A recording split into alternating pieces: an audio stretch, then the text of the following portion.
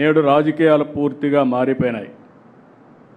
ఈరోజు మీరు ఒకసారి చూస్తే ఎకనామిక్ టెర్రరిస్టులు వచ్చే పరిస్థితి వచ్చింది. పదే పదే మనం మాట్లాడుతున్నాం, టెర్రరిజం ప్రపంచానికే పెద్ద ప్రమాదం అని. అదే సమయంలో ఎకనామిక్ టెర్రరిజం కూడా దేశ ఆర్థిక వ్యవస్థకి, రాష్ట్ర ఆర్థిక వ్యవస్థకి అంతే ప్రమాదం. ఇంకో పక్క క్రిమినల్స్ రాజకీయ ముసుగులో తిరుగుతున్నారు. నేను పదే పదే చెప్పాను, ఈ విషయం కూడా మీరు అధ్యయనం చేసుకోవాల్సిన అవసరం ఉంది. తీవ్రవాద సమస్య, ఫ్యాక్షన్ పాలిటిక్స్, అదే సమయంలో కమ్యూనల్ వైలెన్స్, రౌడీజం నిర్మోహమాటంగా అణిచివేశాం.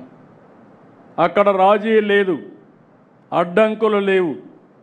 కానీ ఇక్కడ వచ్చింది అలాంటి రౌడీలే రాజకీయ ముసుగేసినప్పుడు ఆ ముసుగులో కానీ మనం ఏమారి ఏమాత్రం కూడా అప్రమత్తంగా ఉండకపోతే చాలా ప్రమాదం వస్తుంది. అదే జరిగింది. 2019 ఎన్నికల ముందు వివేకానంద రెడ్డి హత్య ఒక ఉదాహరణ. ఆ రోజు నేనే ముఖ్యమంత్రి, ఇప్పుడే నాయకులందరూ ఉన్నారు. ఎన్నికల్లో చాలా బిజీగా ఉన్నాం సీట్ల పంపిణీలో.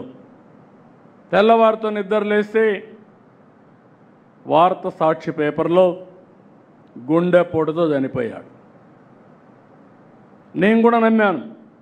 నేను ఎప్పుడు ఒక అనుమానంగా చూస్తాను, ఏ విషయం మీరు చెప్పినా చెవిలో పెట్టుకుంటూనే ఇంకొక చెవిలో ఆలోచిస్తూ ఉంటాను, ఇది చెప్పింది కరెక్టా లేదా అని వెరిఫికేషన్ చేసుకుంటాను. అలాంటి నేను వెరిఫికేషన్ చేసుకోకుండా నమ్మా. టైం పాస్ అయింది. డెవలప్మెంట్స్ ఎప్పుడూ మీకోసం నా కోసం ఆగవు. ఈ విషయం కూడా మీరు గుర్తుపెట్టుకోవాలి. ఇది ఒక కేస్ స్టడీ మీ మనసుల్లో ఉండాలి. తెల్లవారితో జరిగింది.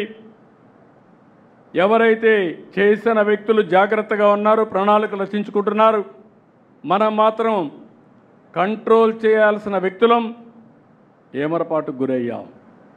ఏమరపాటుకు గురవుతానే అక్కడి నుంచి మీరు చూస్తే తీరిగ్గా హైదరాబాద్ నుంచి కారు వచ్చాడు. ఆయన కుమార్తె అడిగింది పోస్ట్ మార్టం చేయమని. అప్పటికే బాక్స్ కూడా రెడీ అయిపోయింది. అంటే అతి దారుణంగా చంపేసి మెదడంతా బయట వచ్చే విధంగా గొడ్డలతో నరికి రూము బాత్రూమ్ అంతా బ్లడ్ అయిపోయి దాన్నంతా కడిగి బాక్స్లో పెట్టి ఆ బాడీని కూడా ఎక్కడికక్కడ కుట్లేసి మళ్ళీ గుడ్లు కప్పేసి అంత్యక్రియలు చేయడానికి సిద్ధమైపోయే పరిస్థితికి వచ్చారు. అప్పుడు తీసుకుపోయి పోస్ట్ మార్టం చేస్తే ఇమ్మీడియట్గా ఇది గొడ్డలు వేయటని తేలిన 5 నిమిషాల్లో మాట మార్చేసి నా తండ్రి చనిపోయాడు, ఈరోజు మా బాబాయిని కూడా చంపేశారు, నేను అనాథ అయిపోయానని చెప్పితే ఈ రాష్ట్రం నమ్మింది, మనం మోసపోయాం. ఒక్క విషయం మీరు గుర్తుపెట్టుకోవాలి, ఉండేవాళ్ళు పాలసీ మేకర్స్ ఉన్నాం, పాలసీని ఎగ్జిక్యూట్ చేసే మంత్రులు ఉన్నాం. ఆ రోజు కానీ మనకు ఆలోచన వచ్చి కరెక్ట్గా 1 గంట 2 గంటలు అక్కడ అన్నీ వదిలిపెట్టండి, 2 గంటలు మనం ఆలోచించి అప్పటికప్పుడే మొత్తం రికార్డ్స్ అన్ని సీజ్ చేసి దోషులను కానీ అరెస్ట్ చేసుంటే మనం ఓడిపోయేవాళ్ళం. ఆ తమ్ముళ్ళు ఎమ్మెల్యేలు మీరు గుర్తుపెట్టుకోవాలి. That is politics. Right time, తప్పు చేసినా ఏది జరిగినా రైట్ టైంలో సరైన నిర్ణయం తీసుకుంటే అక్కడి నుంచి ఏదైనా కంట్రోల్ చేసే అవకాశం వస్తుంది. కానీ మనం పెద్ద మనుషులం, మనం ఇలా విధంగా ఆలోచించాం కాబట్టి ఏం జరిగినా మనం నిమిత్త మాత్రం అంటే రాష్ట్రం నష్టపోతుంది. అదే జరిగింది. అదొక సంఘటన కాదు.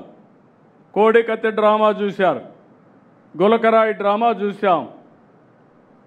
అది అధికారంలో ఉండి ఒకప్పుడు అపోజిషన్లో ఉండి బాబాయి హత్య, అపోజిషన్ అయిపోయిన తర్వాత అధికారంలో ఉంటే మళ్ళీ డ్రామాలు. ఇప్పుడు మళ్ళీ అపోజిషన్లోకి వస్తే ఇంటి దగ్గర ఫైర్ యాక్సిడెంట్ అనే పేరు పెట్టి గడ్డేదో గాలిందని దాన్ని రాజకీయం చేయడం.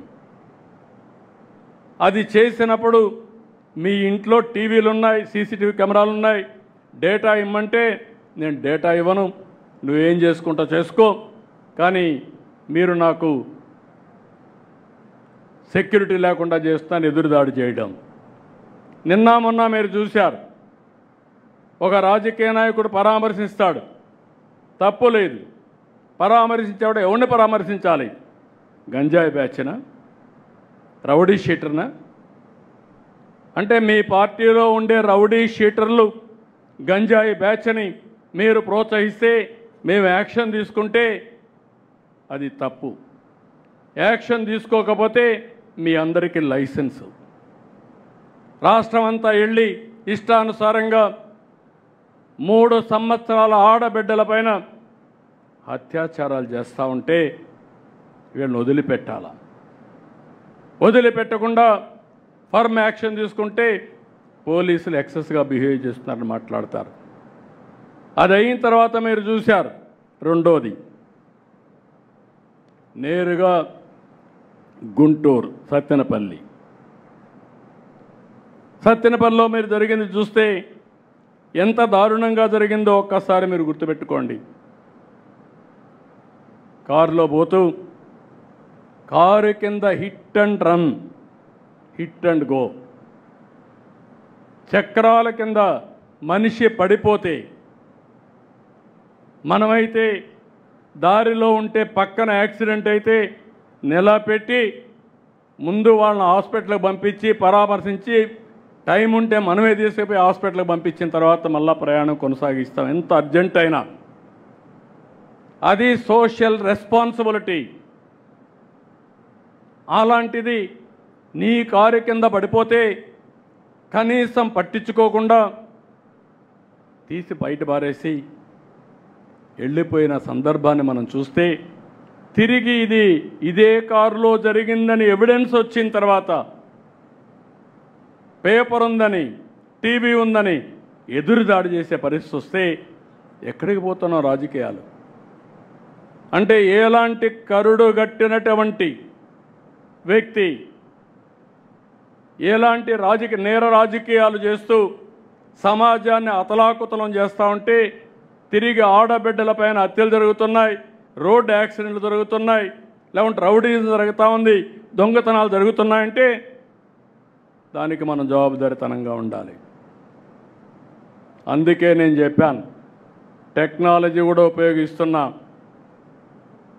ఎవ్రీవేర్ టెక్నాలజీ కూడా ఉపయోగించి ఎవరైనా సరే తప్పులు చేస్తే వాళ్ళని సాక్ష్యాధారాలతో పెట్టి ప్రజల్లో చైతన్యం తీసుకొచ్చి వీళ్ళ అరాచకాలకు అడ్డుకట్టేసే విధంగా ఈరోజు కార్యక్రమాలు చేస్తున్నాను. నాకు కావాల్సింది ఒకటే గుర్తుపెట్టుకోండి, public safety is most important. ఎవడైనా సరే తప్పు చేస్తే అలాంటి వారిని కఠినంగా శిక్షించి లా అండ్ ఆర్డర్ కాపాడడం తెలుగుదేశం పార్టీ బాధ్యత, ఎన్డీఏ బాధ్యత. ఆ విషయం వీళ్ళు గుర్తుపెట్టుకోవాల్సిందిగా మరొక్కసారి కోరుతున్నా. ప్రజలకు కూడా ఈ విషయాలు తెలియాల్సిన అవసరం ఉంది. కులం పేరుతో రెచ్చగొడతారు, మతం పేరుతో రెచ్చగొడతారు. ఒక పాస్టర్ హైదరాబాద్ నుంచి బయలుదేరి వచ్చి తాగుతూ వచ్చి కడాన యాక్సిడెంట్ చనిపోతే ప్రభుత్వం చంపేసిందని పెడతారు, పోలీసులు చంపేశారని పెడతారు. నేను సమాచారం ఇమ్మంటాను, సాక్ష్యాలు ఇమ్మంటాం, సమాధానం చెప్పరు. వెనకుండే రాజకీయాలు చేస్తారు. ఇలాంటి నీతి మాలిన రాజకీయాలు చేస్తే రాజకీయ ముసుగు తీసి నేరస్తులుగానే ట్రీట్ చేస్తామని మరొకసారి మీ అందరికీ విజ్ఞప్తి చేస్తున్నా.